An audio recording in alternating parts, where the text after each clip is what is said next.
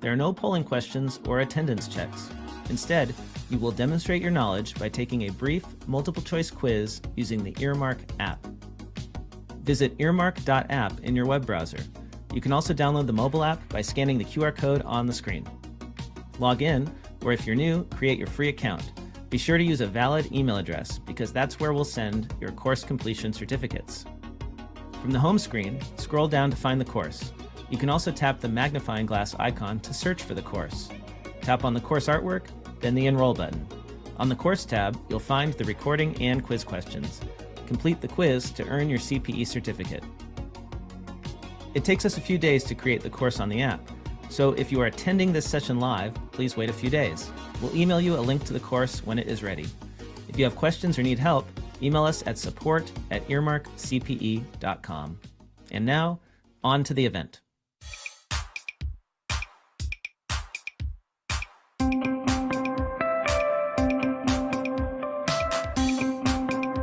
We are about to begin the QB Power Hour webinar series. The QB Power Hour is a free bi-weekly webinar series for accounting professionals presented by Matthew Fulton and Dan DeLong, who are very passionate about the industry, QuickBooks, and apps that integrate with QuickBooks.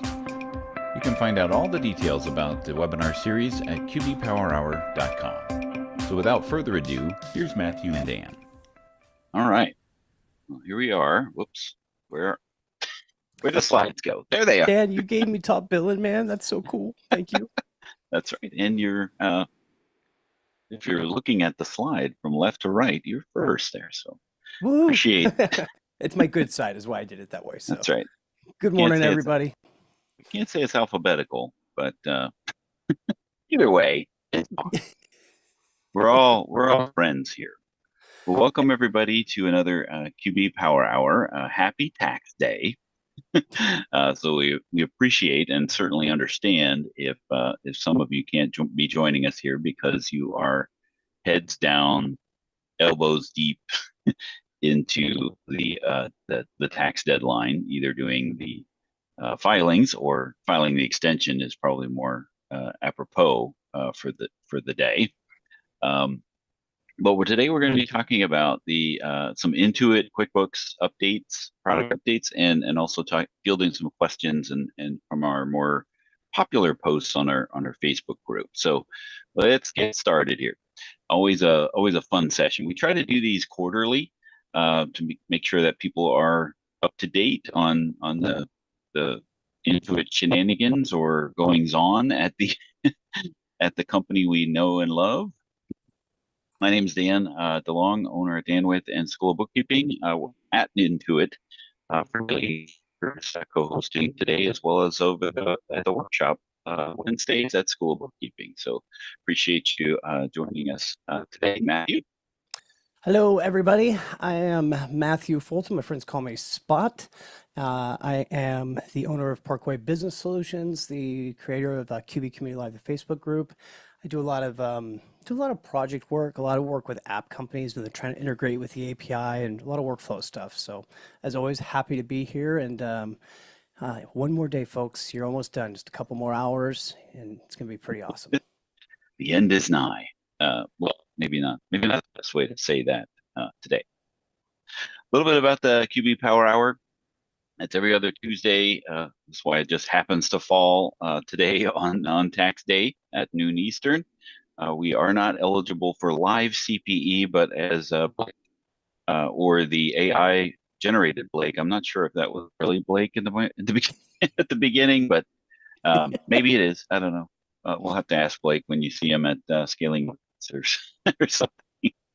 But through Earmark, there is CPE available for the Power Hour. You can always check out our channel there.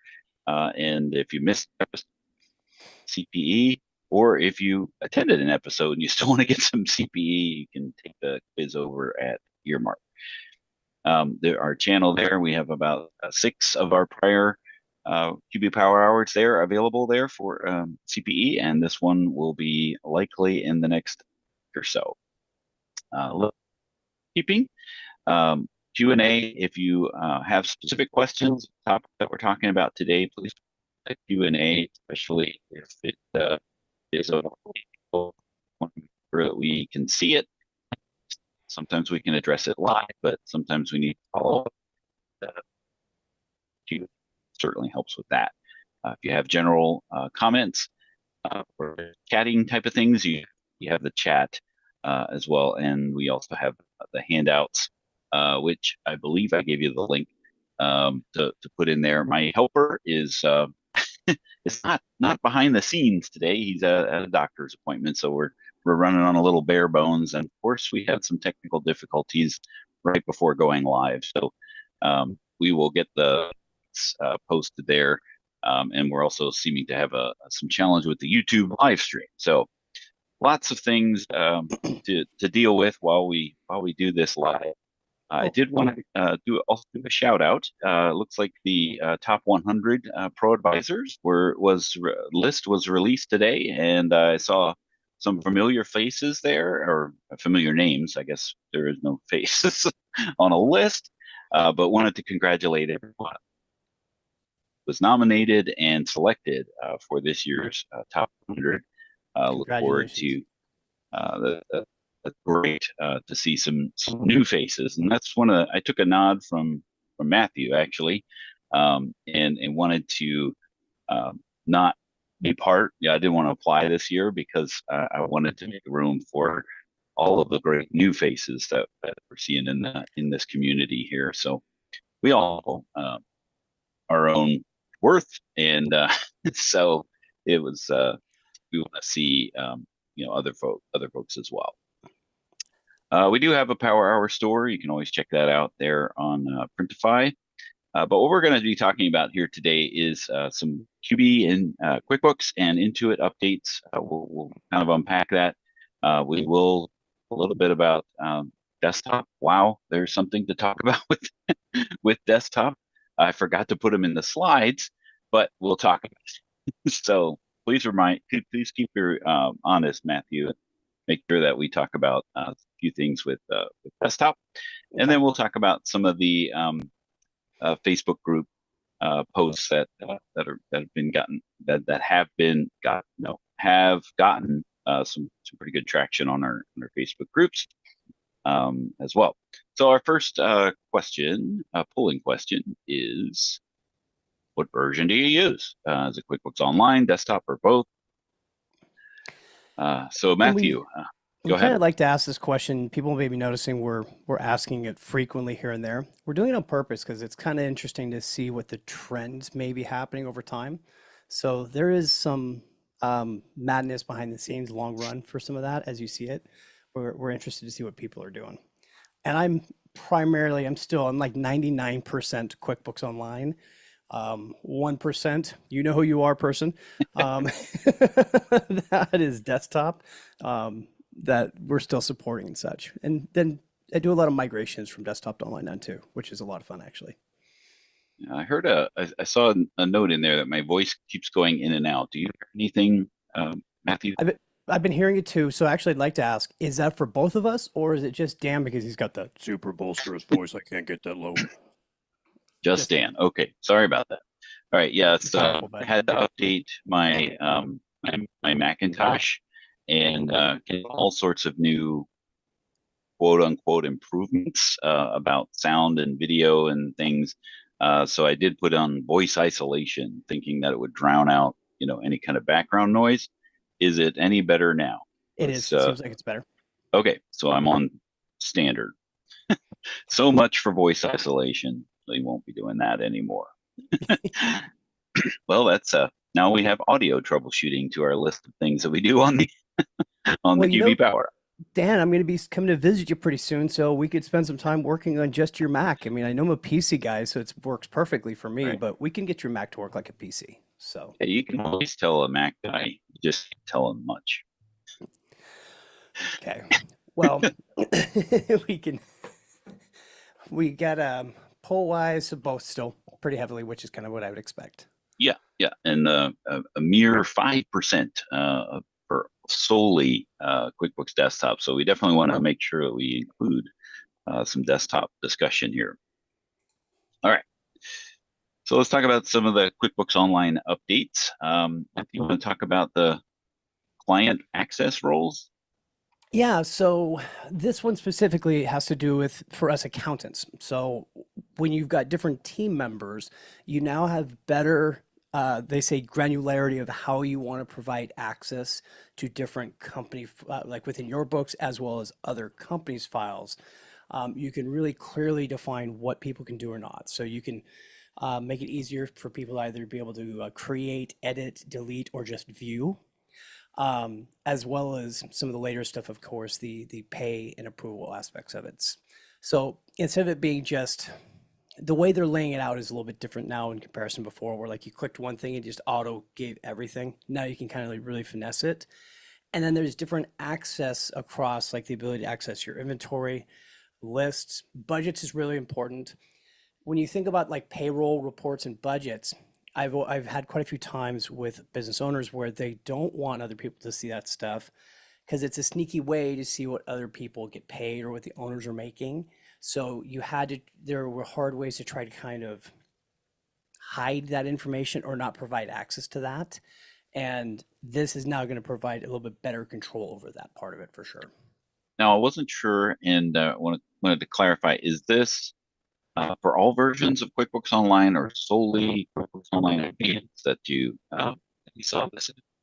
Believe this is specific for QuickBooks Online Accountant. Hmm, For our team is what they had been saying on the article part of it itself. got it, got it. Which your books in QBOA Accountant is on advanced per se. So I would be curious if going into some of my advanced clients, if this well, this is certainly an option for a lot of advanced. At least they tease you with it, like give you these options to like you can pretend to uncheck them, but but you actually can't. But Exactly. it does give you an idea of what it is, what the roadmap or what the future looks like for user permissions.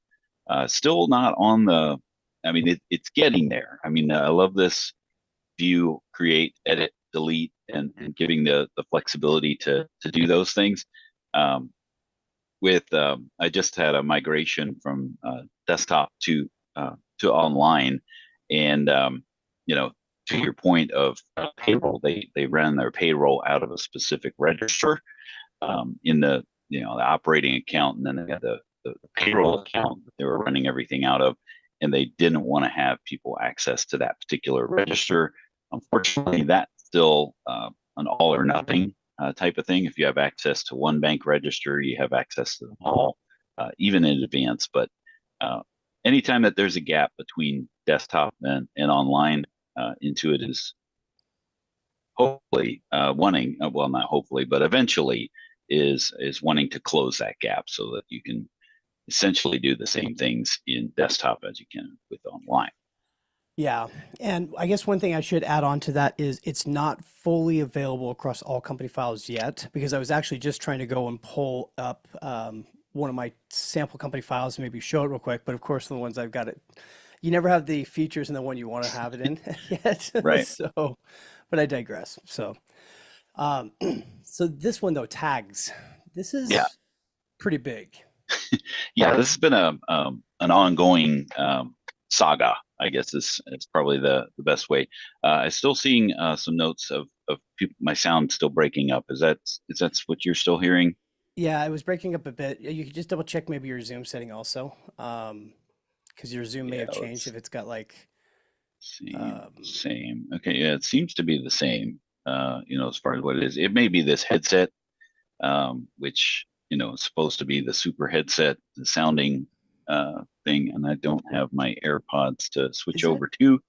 anybody else notice how funny it is? As soon as we start to complain about it, it gets perfect. It's like when you have a Yeah, problem with any program, yeah, there's it's gremlins like are on like, your ha ha ha, it's time to hide again. Okay. and on your Uh, cell phone is everybody can hear perfectly. Can you hear me now? And then it's good. whatever you say after that. All right. Love Well, it. let me just turn off Okay. this one here, and we'll just. So while he's doing that, what we're talking about, most people may be familiar already with QuickBooks Online, the fact that the tags have now gone away. Um, Surprise, surprise, surprise. And the question became, well, what are you supposed to do with this tag information if you're using it? I had actually reached out to somebody into it a couple months ago, was asking like, well, what are people going to be able to do or not do? They create this process to be able to take and migrate tags over to a custom field. And my question becomes, when they did this, they added the ability to have a custom field on every single level, basically. So, and other ones, they bumped up one, I believe, except for For advanced yeah. and such like that, because you already had plenty there, right? Am I thinking right, Dan? Yeah. Did you, it was kind of funny because I was thinking back when tags first came out, I was in the same place that I am today, talking about It's your back fault. back in Florida. Okay. So it was kind of funny. It's become full circle. But let's talk a little bit about the Is that timeline. Leo DiCaprio, dude? Yes. Oh, I forgot to put the GIF There's in. room for him on the door. I'm Yeah, sorry. it's Kate saying, "I'll never let you go." Okay. Sorry. But we got to let go of tags because of this timeline. So we're in so custom fields where the expanded functionality started St. Patrick's Day. So we're in this point of March 17th through May 15th, where you want to migrate your tags, and we'll talk a little bit about that process. And tomorrow on the workshop, we're going to do a little bit more deeper dive discussion about this migration process. But you migrate your tags to custom fields. We just have in this window. Now I can't confirm or deny what's going to happen on May 16th as to whether or not you can migrate them or not, because on May 16th tags become read only. So I would assume that deadline of May 15th to migrate your tags to custom fields is a hard stop. I Plan on it. Yeah. I would plan on that. So if you're using tags and you want to migrate them to custom fields, you have 1 month now to do that. So, Dan, I know that you're going to do a deeper dive on the workshop Wednesdays. Yeah. How does it work though? So what if you're using multiple tags on a transaction, but Yeah. you only have one custom field? That is that's when we talk about pros and yeah buts. Okay. That is a yeah but. You can only assign one tag or one custom field essentially per transaction. So that is that's a side effect of this whole process. So there is a link there to this Intuit article, and I'll bring that up in a Murph moment. just put another good one in for the chat for Insightful Accountant as well. I'm going to copy that and paste it over to the live. Yeah. Thank you, Murph. You the man. All right, so this is the process of migrating your tags, but basically tags are being discontinued. And just one thing to keep in mind about tags, it was something that was assigned to on the transaction level, not on the line item detail. So that leaves a bit of a challenge to try to figure out what to do with this. We can only speculate as to why, but typically when features are discontinued, it's typically because there is non-usage, right? So and then this is what happens when they discontinue features. They find out how many people were really relying on that feature. Well, aren't they creating their own graveyard, honestly, by doing it this way all the time? Because if you think about it, I truly never dove in and did a whole lot with tags after getting burned by the classes thing so long ago, right? That they shrunk it down, you had to change it over if you were going to use more classes. Tags just, it seemed like it was somewhat of a replacement, and it just never really made the most sense to me. If they do this and they're always sunsetting these functions like that, I don't think people adopt the new features as quickly because you get worried. Right. It's like, if this, do I want to adopt this new feature only for it to go away? Yeah. And that's a legitimate concern. But it's kind of a catch-22. If you don't adopt it, it will go away, right? Yeah. And I think that's we look at some of the new services like the QuickBooks Bill Pay service that was launched. I'm a little hesitant, to dive full, both ends in the deep end of the pool of that, because I don't want to be the guinea pig of this feature, especially when there's real money involved, of a money movement. Tags a little different. That's a feature. There's no, I'm not harming any relationships That's a good point. It's a layer. by that, by not adopting that feature. But to give them credit, at least they did try to think this through. It's not perfect, but it does, I think, lay some groundwork for them to actually bring back the fully functional things that are getting removed here by the way that they're doing it. So what's happening is they're replacing it with a custom field, because on the surface that is essentially the same thing that a tag was, assuming that one thing that you're assigning just one tag to to the transaction, right? And they're adopting a QuickBooks Online Advanced feature in this custom field, right? So drop downs is a custom field that you can only specify for in advance, right? You can only define that custom field as a drop down in advance. So they are allowing all other lower versions plus essentials and even simple start to take advantage of this option, which also then unlocks to those other versions the ability to create other custom fields with that drop down capability. So it doesn't have to be just for tags. Matthew. Major timeout here. What that also means, I was waiting at first to be like, oh, cool. That means in some of these other ones, we'll have a custom field we could access through the API, through different programs. That means this new added custom field is not accessible through the API. So you can't use it through third-party apps. You won't be able to access it if it's using more than likely. Yeah.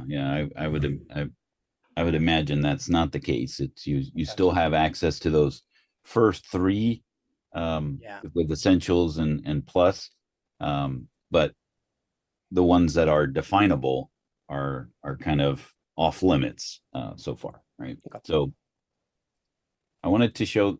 Oh, can you hear this? Yep. Oh wait. Nope. Nope. You'd have to click in and then.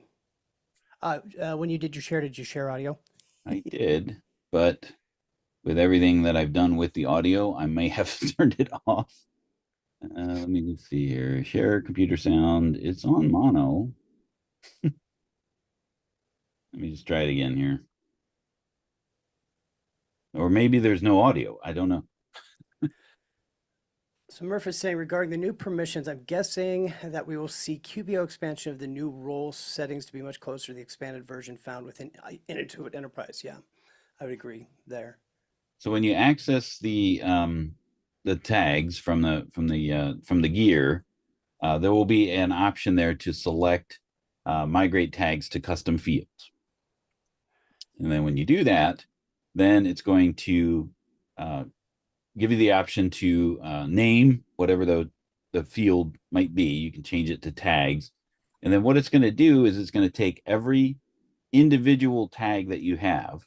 One thing that you could do in QuickBooks with tags is to make a tag group.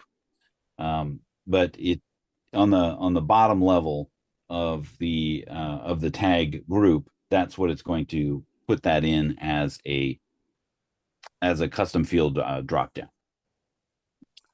So it's only going to allow you to, again, to Matthew's point, create one associate one tag per transaction.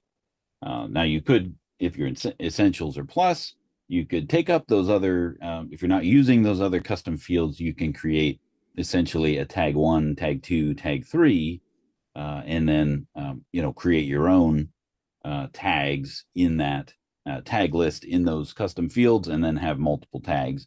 But again, what are you going to be able to do with that? Not much yet, right? So if I Dan, bring can up I steal the share from you real quick? And Yeah. Okay. See if I can. If you like pina coladas, here we go. Boom, share. All right. So I just created a while he's bringing that up, is my audio any better? All right. Should be showing you my QuickBooks Online right now. I just created 2 quick little tags in this as an example. So like you said, top gear icon, go to your tags, pulls up this area. You can then click on migrate tags to custom fields. This is then going to show up everything you've got. It's going to list all your different tags. I just created the 2 of them.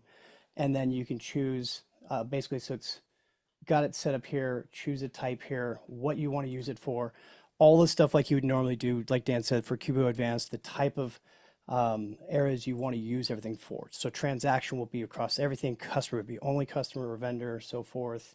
Hit save. Important note, if you're not using advanced and you migrate your tags, it's only going to be accessible on transactions. It's not Good point. It's not something that you're going to be able to assign to the customer or the vendor or the project. That is something in this article that lays that out pretty well. And so I'm going to share that again. Okay. There we go. Make sure I do the right one. All right. So, yes, this article is listed, linked in the handouts, as well as the replay page that we have. And this is what I was talking about here. Simple Start, Essentials, and Plus is a drop-down list, but only can be used on transactions, whereas in Advanced, you have transactions, customers, vendors, and projects to be able to use that on.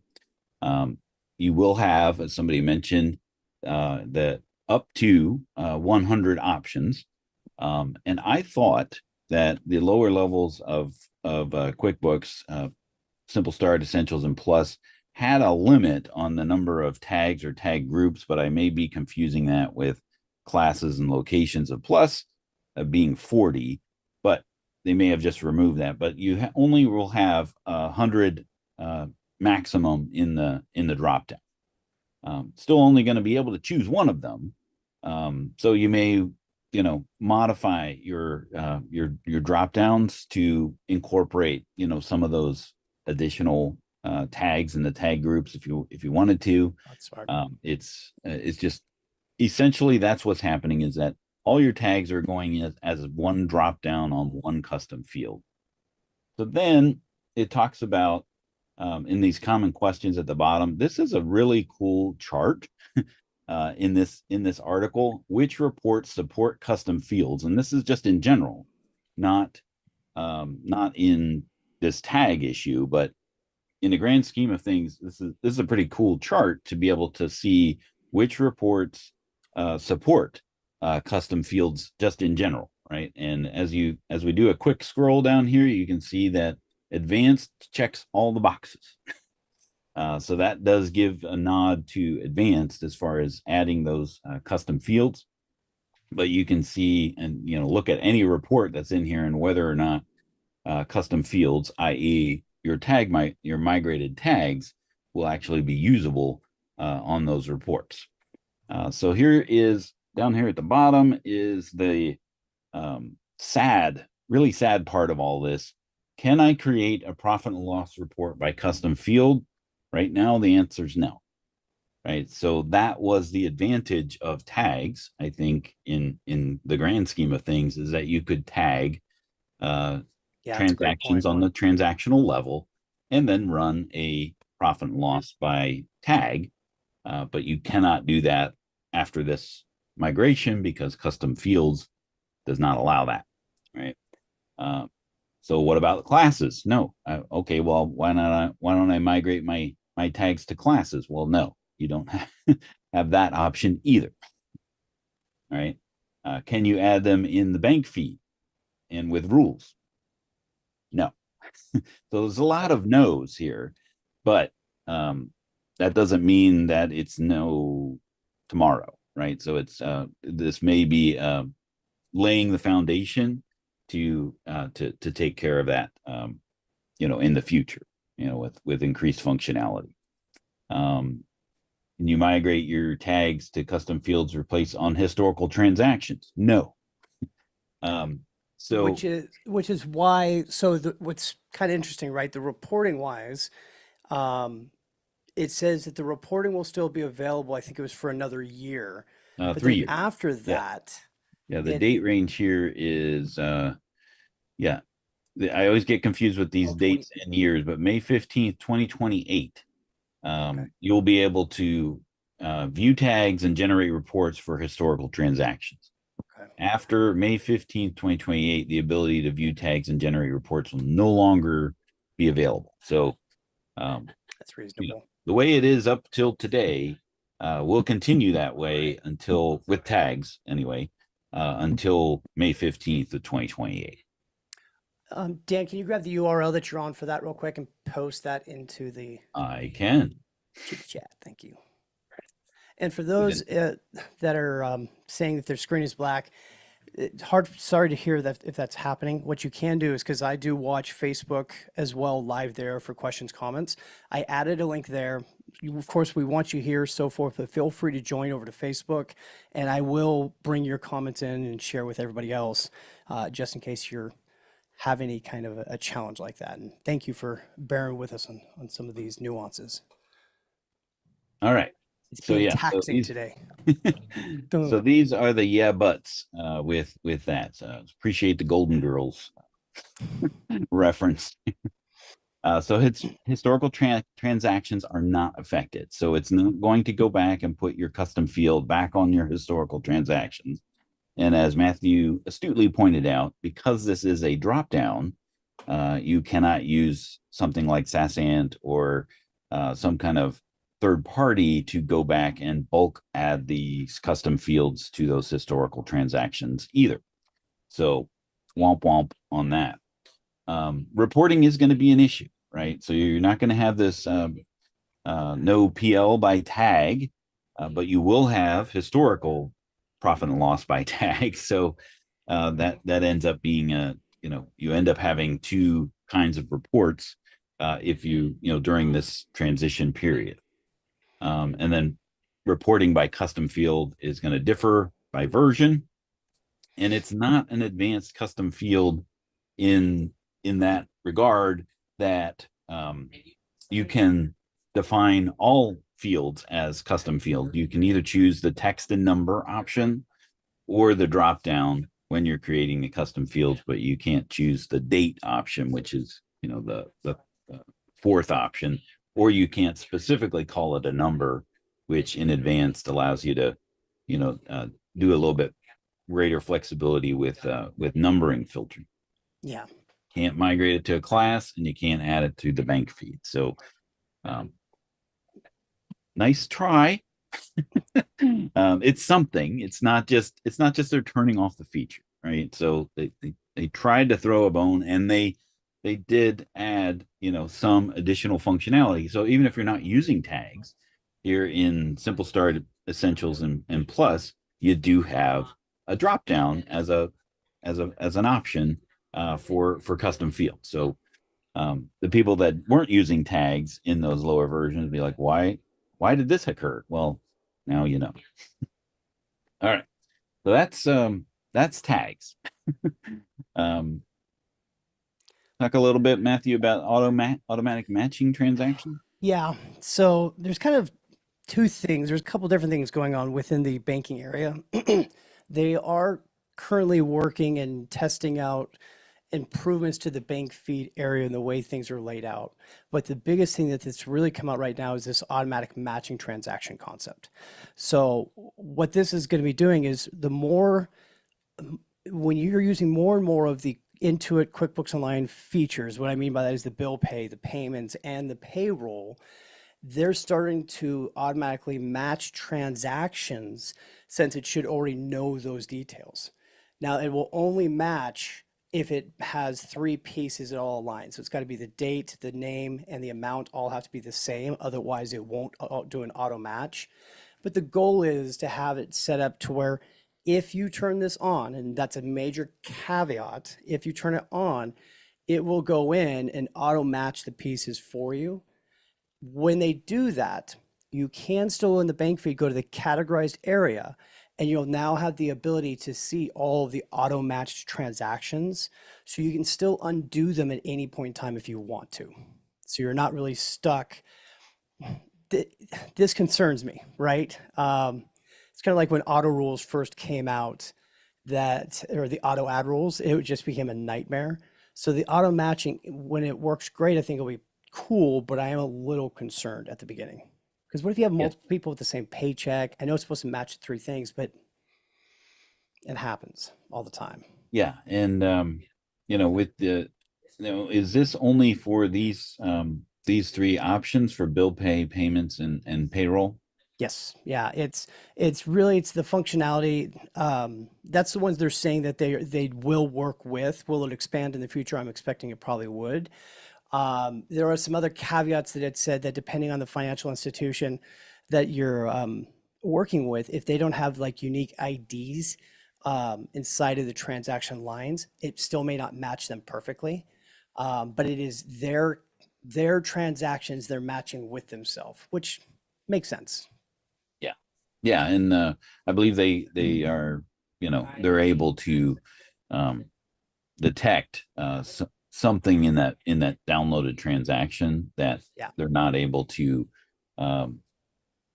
for other transactions like your Slack membership or subscription, those types of things that don't necessarily come down. They can add something to that transaction so that they can see it on the way back. It's kind of like a boomerang effect of those particular transactions, so they can see a little bit more detail and do something with it. So not to get too nerdy, because when it comes to bank feeds, it's an area I've spent a lot of time on. Hidden behind the scenes in like the actual bank feed, there's extra data that we never see. Even when you download like a .qpo, .ofx file, CSV file, there's other numbers that sequentially order them. And that's how, when you upload transactions, if you try to upload the same transaction set twice, it will actually eliminate them automatically. There's aspects of that you wouldn't see as part of it. And then Kim made a really, really good point that what they're doing with it though is they will turn it on automatically, and you may need to go and turn it off. Yeah. So if you're seeing stuff that's there, it's like automatically being added, you're not seeing it, go check that out for sure. So I do suspect that and appreciate that there is an option to opt out and not do it automatically, especially if it has undesired consequences. Whoops. So anything you want to talk about here? The payroll paycheck stuff, basically the same kind of a concept. This one I feel a little bit better about. I don't know why, but I just do. Because it is so much easier for it to just line up the paychecks and have everything set up. The payroll tax payments is nice, but it draws a very important thing. I hope you're reconciling your payroll liabilities minimum every month, right? So we've always set it up that we prefer taxes to be paid immediately right when the payroll is ran, which nowadays, they're pulling the money for that anyways. Actually, doesn't that go into effect this month, Dan? Or was it, I think maybe it was Sorry, I March 31st. was answering a question. I always like to wait until I see you typing, looking away so I can ask a question. I feel it's perfect. It's a really good friendly partner thing to do there. So they were setting up in payroll where they will impound your payroll taxes immediately. Yeah. So that way they ensure, okay, so they are already doing it. I thought so. I thought that it had already started. And by setting the opportunity to earn money on the float, I think that is that's likely why they turned it on right away. In the overdraw charges. Yes. By having it all set up to where it's all taken the same day, it should make it easier to reconcile your payroll liabilities like immediately, usually. That's what we've always done. So Right. put a 1 in the comments if you love reconciling payroll. Put a 2 if you hate it. I'm gonna say that we're not gonna see a lot of ones here. All right. Some news about the Intuit Enterprise Suite. This is not the QuickBooks desktop enterprise, but I want to talk about some of the things that you noticed there, Matthew. Yeah, so I was grabbing this. I found this actually in one of the emails was coming out from my sales rep because they're continuing to evolve and make things to enhance it. The thing I really like best and most excited about is for Intuit Enterprise, it's the intercompany transactions. So I have, I'm working with this company from Guam and Saipan. They've got multiple entities and there's so much back and forth where they're paying this bill for that one. They're sending money back and forth that this ability to intercompany transfers will really help speed that up. So now you can do all this stuff directly from the bank feed or the expense form of the bill. So instead of having to go, right now I have to, I'm basically doing it with 2 browsers open with 1 clip on each one. So we're doing them both sides at the same time so something doesn't get missed. Makes it a lot easier to do it all inside the one dashboard, the one place. Ability to do forecasting, profit and loss down to the dimensions. As a quick reminder, dimensions are like separate class lists that you can have multiple dimensions on transactions. So you could have a dimension would be, different regions. It could be different salespeople. It could be a whole bunch of different stuff. And then you can customize your workflows as well as the workforce management updates. So the paycheck correction for close quarters.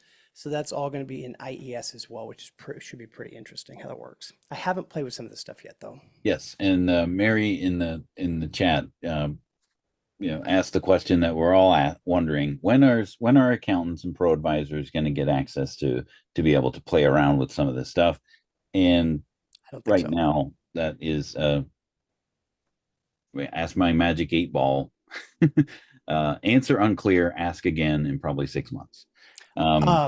So I don't know if and when that will happen. Because I've even asked for it and haven't been able to get a hold of one for myself. And Lynette, we are specifically talking about the online version of Intuit Enterprise Suite instead of not the desktop version. Yeah, it's tough. And I think we're still in the honeymoon phase of Intuit Enterprise Suite. Intuit is still probably trying to figure out the whole sales cycle because it is a multi-conversation type of discovery, figuring out what people actually need. I would just because it has the word enterprise in it doesn't mean that all of your desktop enterprise clients are a good fit for it. Correct. I think at this point it's the entities that are online already that have multiple entities and some heartache about that are right now a better fit for Intuit Enterprise Suite than somebody on QuickBooks Desktop that has multiple desktop files that they might want to. Now that may not be the case, right? Depending on their workflows, it's there's no one size fits all for whether they're a good fit for it or not.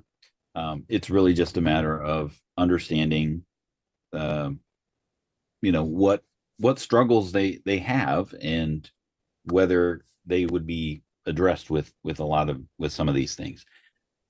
One thing that I'm a little leery about with Intuit Enterprise Suite is, again, all of the things that make Intuit and working in QuickBooks Online great, having payroll and bill pay and all of these integrations, because they can take those integrations to kind of a next level, that's putting all of your eggs in one basket. If one of those eggs goes sour, that could potentially spoil the entire basket.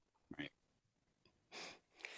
I have to add real quickly, Rachel's watching online. She said, I love reconciling anything. Of course she does. So Right. Okay, so let's ask our next poll question. Would you use the automatic matching feature? Yes, no, or I'm going to wait. Yeah. I should put on there only when Dan and Spot say it's okay to. That's right. Yeah. All right. So desktop updates. Hey, Dan, don't forget to talk about the desktop updates that Okay, aren't on there. good. Thank you. Yeah. Got you back, bud. So I noticed this the last time I did a desktop migration is now you're going to have some choices of what you want to bring over.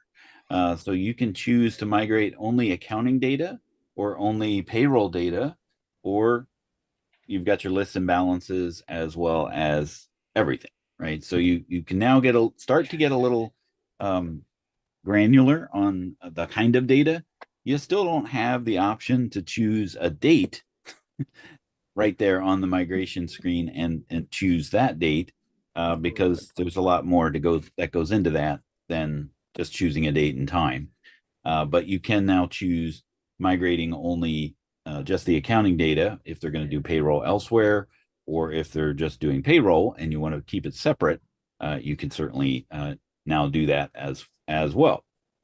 A couple other superficial things with QuickBooks is now. Real quickly though, before you jump off that, just to close this one out, I found confusing on this is when I dove in deeper to try to get more information, it was also talking about if you've got a disparate QuickBooks Online payroll and you still have the desktop stuff and you want to get the stuff to all match together, they started to explain like this round tripping situation. I think the point there was if you had QuickBooks Desktop, you were using payroll for a while there, but then you got set up a whole different standalone QuickBooks Online payroll, and then you had data there. How do you make it to where your books actually has all the payroll stuff inside of it also, right? Is that part of the functionality of this, or?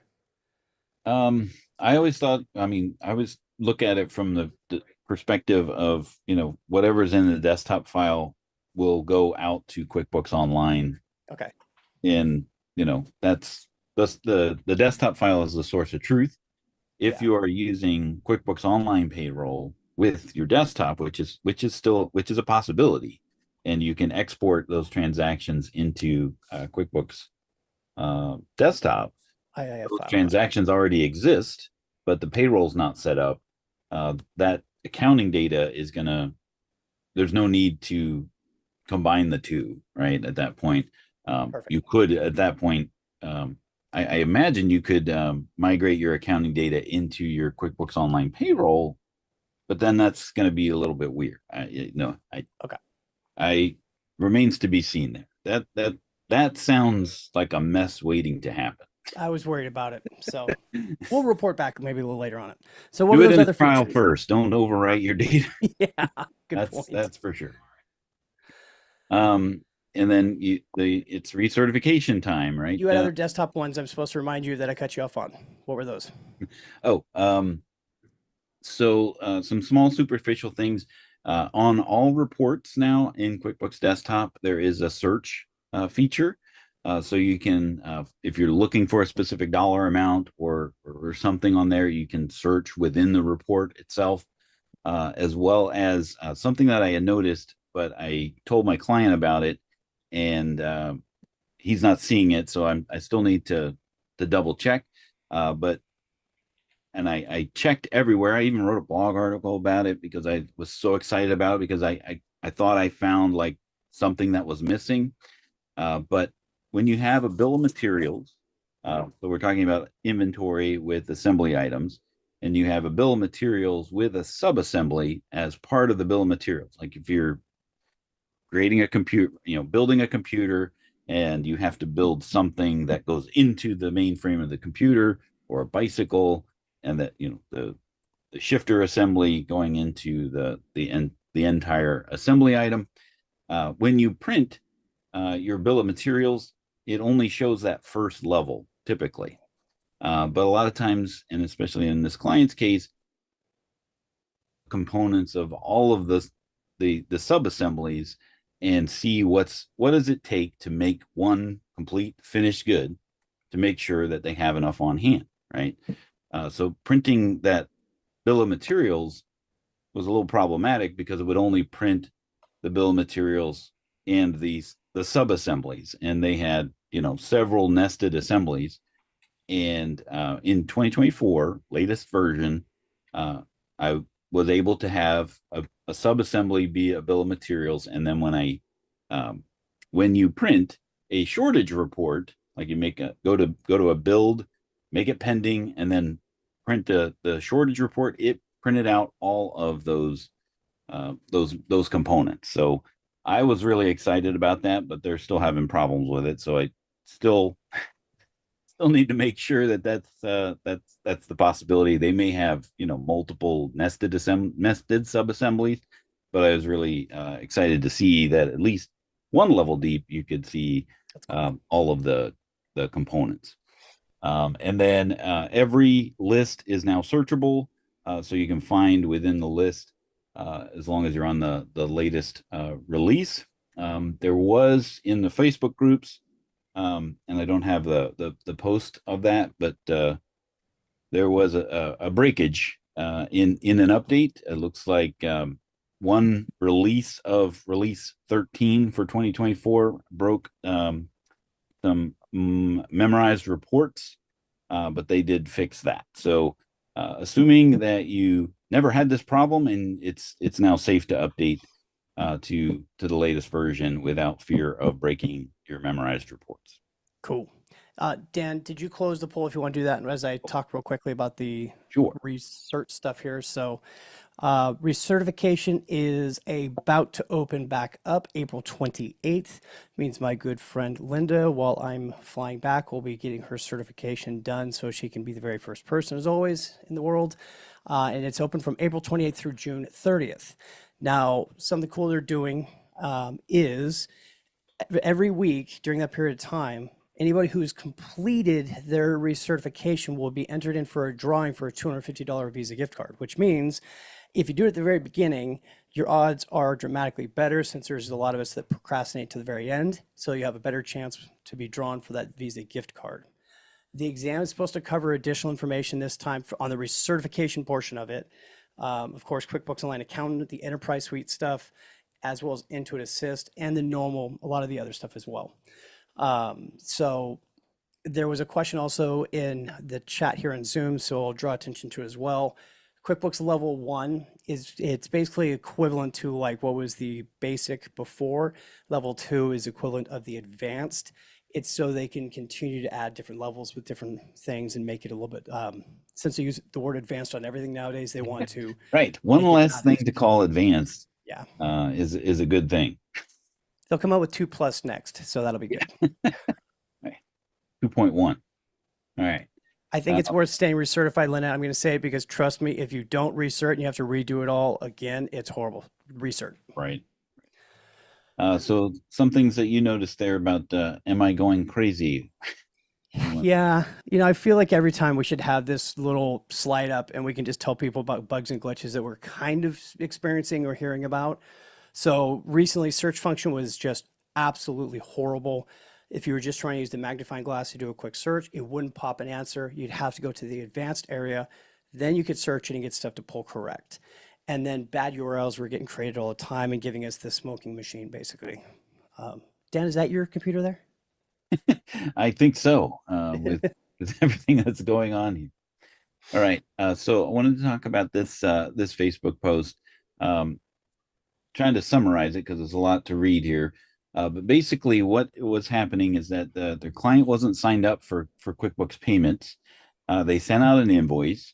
QuickBooks gave the client the option to pay via ACH. Client did, and they got charged the fee, which that's a thing, right? So even if you don't have, if you have payments and you disable all of the payment options, when it sends the invoice, it will offer the customer to pay by ACH, assuming that they agree to the fee, which is not the ProAdvisor rates, it's the standard rates, which is 1% of the transaction, no cap. Right. So they got charged $25 for a $600 invoice. That does not seem 1%. Just no. doing the math here. I think they pay by credit card. that may be the case, or maybe there's a minimum. I don't know. I think like four, it's actually like almost Yeah. 4.25% if I'm going to be nerdy. But then what happens is now this is a proof of concept for QuickBooks to come back to the client and say, look how easy it was to get paid with QuickBooks payments, and now they didn't want it. They didn't want to sign up for it, but in order for them to receive the funds that the client decided to pay for, they would have to pay, or they would have to sign up for the service in order for them to do it. Now, in this case, they would get the full $600 because the client is paying the fee. So it's an interesting way to position this service. I think is the nicest way to put it. Matthew, you were shaking your head. You did not agree. No, I'm really disappointed on this. I mean, I guess I see where they're coming from.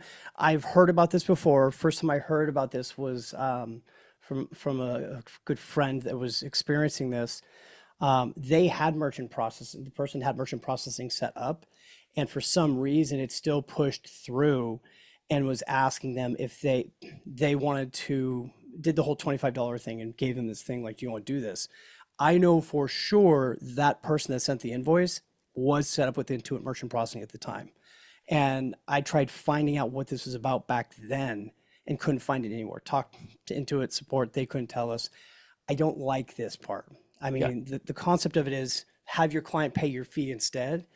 From my understanding, there's certain states you can't even legally do that in. So I wonder if they're paying attention to that, if they're trying to do that as well. Yeah. That just makes us look bad, especially if we don't know about it. Like we're trying to charge our client. That's exactly. And I know that's a common question. Like I'm getting annoyed with the amount of convenience fees that I'm now having to pay because people are doing that, and itemizing out the transaction fee for payment processors and calling it a convenience fee. This is one way to address that. You can turn off all payment options, and the client should be able to opt in to paying the fee, right? So to them, it's a convenience fee, but you're just not getting any of the. So Dan, does that mean you took off the last polling question? We're not going to do the convenience fee for this episode? Maybe not. Okay. But we did this at the workshop. We did a session on this a little over a year ago. But this is talking about how Intuit is kind of creating payments accounts, and giving people the option to be able to pay and pay by that. And again, this then puts those funds in a holding bin, right? Because if it's almost like you have to be ahead of Intuit when this happens and communicate that, because without them, knowing that what's actually going to be happening. And of course, this is all for new accounts, right? So this will not be something that, a brand new person to QuickBooks would be aware of, even if they aren't, but they're going to get, they've set up the payment account and have set it up so that when the customer pays, then they have to finish setting up the account and applying for it in order for those funds to be released, which if the company is not approved, I don't know what happens to those funds. Do they give it back? Do they refund it to the customer? Is that a headache? Let's say they're in the adult industry or one of the other industries that don't, that the QB payments does not support. Who knows, right? But by doing it this way, that bypasses you as the accountant, and as what if it bounces? I'm sorry, I just thought of this. Like, what if the payment bounces or something, right? They charge that fee. Are they going to still take you didn't ask for it to be set up that way. Are you going to still get your money? Or are they going to take it back from you and then you like? Yeah, I would not want to be on the other end of that call, if that's the case. Okay. But if the customer pays, QuickBooks user needs to finish applying, and they're going to get, at that point, the MSRP rates, which are higher. There's no cap on the ACH fee. And if you're signed up for revenue share, then you won't get any of that either. Whoops. Nope. That audio worked. Okay. So That audio worked. But apparently there's no audio in the tags video. But a lot of people don't even know that there's a revenue share option. So we wanted to talk a little bit about that. With payments, you get a 20% revenue share for 3 years. It's only for payments. You can also do, QuickBooks Online subscriptions and get that. But the good news is with payments, the clients gets the lower ProAdvisor preferred rates, right? So that's and there's no cost if they never use it, unless they have disabled all of those things, and we talk about the other situation. But if you go into your benefits inside of the QBOA under ProAdvisor, you can see under the discounts for your firm, QuickBooks Payments, there's the revenue share portal, or get the discount. You can share that with your client. Other cool thing that I noticed is that if you are enrolled into this revenue share program, when you create a QBO subscription directly within QuickBooks, you can opt them in at your rates. So it's already set up for you to be able to partake in that revenue share option with payments. We do have a payments resource over at School of Bookkeeping. It's a course we tried to scour the web and put it all in one place, and it's totally free because I do like the idea of QuickBooks Payments. I don't like this idea in QuickBooks Payments with what they're doing, but like G.I. Joe said, knowing's half the battle, right? So, and if you don't want to refer clients, you can refer them through us. So it's appreciate that. We'll do that. We are running a little over. If you can stay, great. If not, it's a busy day. yeah, it's just taxes. Don't worry, you got extra time. I'm trying not to say anything political.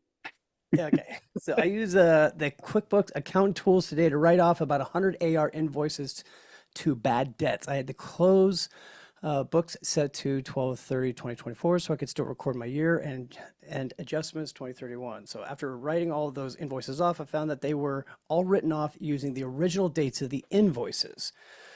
So is there a way to basically... This is one of those things that it's one of the nuances of QuickBooks Online with the accountant tools, right? When you go to write off invoices, the way that QuickBooks does it inside of QuickBooks Online Accountant is instead of making a transaction today to write off all of that bad debt, what it does is it goes to each individual transaction and discounts it to bad debt. And that means that every transaction is now modified on the date that it was that it's the transaction date instead of the date that you're actually recognizing. There's some wind going on. It's a ghost. Yeah, it's the ghost of tax past. Yeah, the ghost of write-off past just passed through here. I think we had some kind of dust devil or something. Linda, are you okay? She's right. She's south. So what would you do in this? Instead of using the write-off on those, I would assume probably what I would do is create... It's hard because you'd have to do it kind of by per customer. Mm-hmm. You could do an adjustment in the current year, doing like you could do one big journal entry, right? Since you can do multiple ARs. And yes. Offer credit that way and then close them all out to one place. But you'd have to go back and apply the amount to each of the customers after you do each line would be providing the credit to clear out the creating credit memos would probably be the most preferred thing to do, but to your point, yes, you've got to go in and apply those credits so that those invoices don't show as open. So yeah, going in and doing a one big journal entry would probably be the more the simplest one transaction to do because you're going to do it all in one day. It'll be recognized on that day. You would just still need to go through all of those open invoices and apply those. Still have to receive the payment against it. All right. So our last polling question, because we're coming in for a landing here. Was this helpful? Because we certainly want it to be helpful and learn something new. And we appreciate you joining us here today. Matthew, any closing thoughts? Yeah, actually, so Linda put in the Facebook feed, could you fix the dates with Right Tool? That would, I don't know. I mean, it'd be a good suggestion. Maybe Right Tool could do something about it, but it would be fine. It'd be finding them would be hard because they're not going to, you have to go all the way back and find just the right ones. So I think that would be more challenging. Oh, wait, no. What if you went into the maybe this, she may be onto something. If you went into the bad debt ledger with Right Tool, you could batch update the dates possibly inside the bad ledger and push those dates forward, possibly. Never tried it. I'd have to see if it's a possibility, but you're talking about if you went through the write-off tool and it then no, go to the chart of account to where it got pushed to instead. Isn't it going to a bad debt expense? Yeah. So if you basically went to your bad debt expense chart of account, go to the actual ledger, not just the report. Well, and by small snag there is that an expense account doesn't have a ledger. Well, that's stupid. Okay. You could filter the ledger. Never mind. There's a way. I was thinking of paying all the invoices, but you still have to do payments by, putting it to some other, balance sheet. Trying to fix the and mess, then using that to go to bad debt. But if we had to fix the mess, the thought was if you went into the bank ledger or whatever, you could still filter down to bad debt expense there on your main ledger. You got to find the pattern in your main bank ledger. When you do that, shrink it down, then you could probably use Right Tool to change the date. I forget who was asking it. If you want to reach out, we could try to jump on a Zoom and see if we can mess up your books even more if you want. So that's awfully nice of you. As always, we have, if you don't want to talk to Intuit or you want to bypass, you want to talk to us directly at School of Bookkeeping, we have quick answers for that. It's actually been interesting over the last couple of weeks that the quick answers have been quick. Normally there's a lot of research and things like that go into them, but lately it's been, how do I do this? I give them an answer, they're on their way, and they don't have to prove anything of who they are because they can't get to me without without passing that hoop. So you can always check that out there over at School of Bookkeeping. So we really appreciate you joining us here today. Next time, we are going to be having all about keyboard shortcuts. So we'll be talking about shortcuts because who doesn't like a good shortcut? Especially both of us with our ADD squirrel brains, we like to take shortcuts. Yep, love it. All right, so we appreciate you hanging out a little extra time with us, and we'll see you next time on the QB Power Hour. And I hope everybody has a great day, and we'll see you next time. Bye, guys.